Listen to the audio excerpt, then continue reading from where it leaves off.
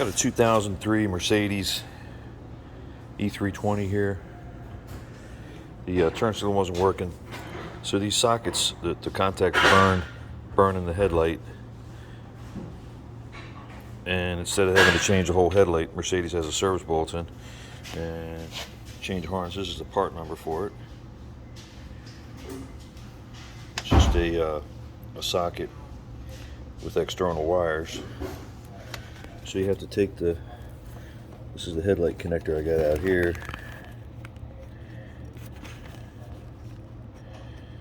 You have to take the one pin. I just got a test light, and when I hit the lock and unlock button on the key fob, the turn signals blink. So it's a small black wire on the end.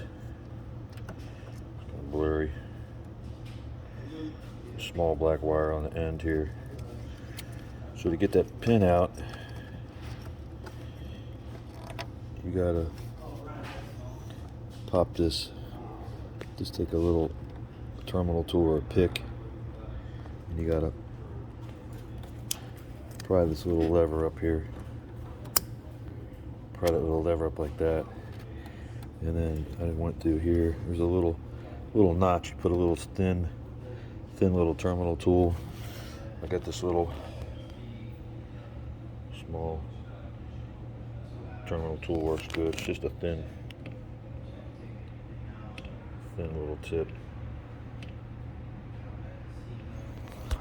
And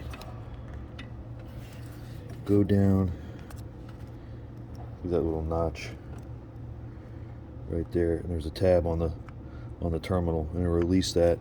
Then take some little needle nose, little small needle nose, and pull the wire out the back. Then just orient it the same as as you took it out.